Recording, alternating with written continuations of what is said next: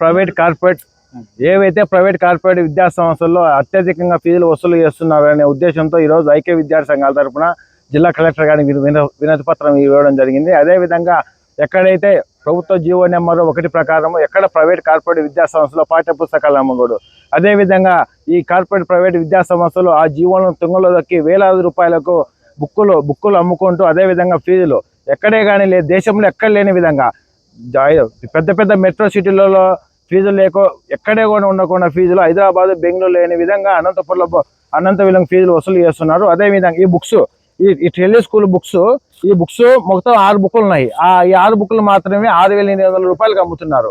ఇవి ఎల్కేజీ పిల్లలకు మాత్రమే 6,000 బుక్కులు ఏంటంటే కనీసం ఈ బుక్కులు బయట బుక్ స్టాల్లో కొంటే 200-300 రూపాయలు కూడా విలువ చేయవు.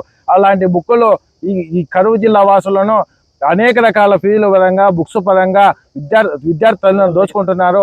ఆ ఉద్దేశంతోనే ఈరోజు అన్ని విద్యార్థి సంఘాలు కలుపుకొని ఈరోజు జిల్లా కలెక్టర్ గారికి వినతి పత్రం ఇవ్వడం జరిగింది.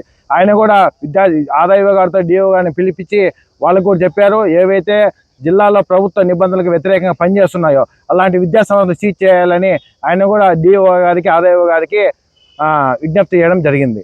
ఎన్నోసార్లు ధర్నాలు రాస్తారోకోలు చేశారు, కానీ సమస్యలు పునరావృతం అవుతున్నాయి. వాటిపై మీ అభిప్రాయం? అనేక రకాలుగా మీరు చూస్తున్నారు. మన కరువు జిల్లాలో కాబట్టి దాదాపు 15-20 రోజుల నుంచి ఏకతాటిగా ఒక రోజు లేకోకుండా ఒక్కరోజు సెలవు ఇవ్వకోకుండా మేము అన్ని కార్పొరేట్ ప్రైవేటు యాజమాన్యాల వద్ద పోయి అక్కడ వెళ్ళి ధర్నాలు చేస్తున్నా కూడా జిల్లా అధికారులు ఏమాత్రం పట్టించుకోలేవు. అధికారులు ఒకరు బంగారాజు ఉన్నారు, ఒకరు ఏం నేను రాలేనప్పుడు నాకు పని ఉందనే ఉద్దేశంతో మాట్లాడుతున్నారు.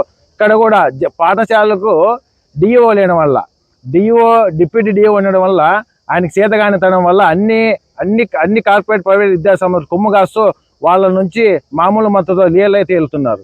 విద్యాశాఖ అధికారులపైన చర్యలు తీసుకోమంటారా? ఎందుకంటే అంత పెద్ద ఎత్తున ఆరోపణలు అనంతపురం జిల్లాలో సార్ అదే అంశం పైన మేము కలెక్టర్ గారు చెప్పాము. త్వరలో కూడా జిల్లా విద్యాశాఖ అధికారిని పూర్తిగా నియమిస్తామన్నారు. ఇప్పుడు ఈయన డిప్యూటీ డిఓ ఉన్నారు, ఇన్ఛార్జ్ డిఓ ఉండడం వల్ల వీళ్ళు అవినీతి ఆరోపణలు చాలా ఉన్నాయి కాబట్టి ఆయన కూడా మేము ఫిర్యాదు చేశాము. వీళ్ళపైన కూడా చర్యలు తీసుకోవాలని కలెక్టర్ గారికి విజ్ఞప్తి చేశాము. కలెక్టర్ ఆదేశాలను కూడా అధికారులు బేఖాతరు చేస్తున్నారు కదా, వాటిపై మీ అభిప్రాయం? సార్ వీళ్ళు ఇప్పటికి చెప్తారు, లాస్ట్కు పట్టించుకోరు సార్. ఎవరైతే కలెక్టర్ గారి ఆదేశాల మనకు కలెక్టర్ గారు ఇప్పుడు సీరియస్గా పిలిపించి చెప్పినారు జాయింట్ కలెక్టర్ ఇద్దరు. అదేవిధంగా ఏవైతే మన ఎస్పీ గారి ఆదేశాల మనకు కూడా ఎస్పీ గారు అందరికీ ఒక్కొక్క స్కూళ్ళకి లెటర్ పంపించడం జరిగింది. ఏవైతే పోలీస్ డిపార్ట్మెంట్లో ఉన్నారో వాళ్ళకు కూడా 50% రాయితీలు కల్పించాలని లెటర్ ఇచ్చినా కూడా వాళ్ళ ఆదేశాలు కూడా పాటించలేదు.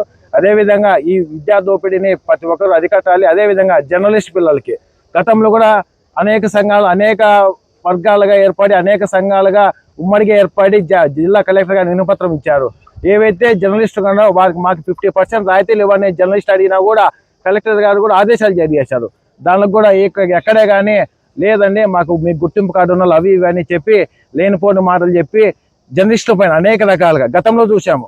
సార్ ఎందుకు ఇంత ఫీజులు వసూలు చేస్తున్నాం అంటే ఒక విలేకరు పైన దాడి చేయడం జరిగింది. ఈ జర్నలిస్టుల పై దాడులు మేము ఖండిస్తున్నాము. వీటిపైన త్వరలో కూడా పెద్ద ఎత్తున జిల్లా వ్యాప్తంగా ఉద్యమాలు చేపడతామని మేము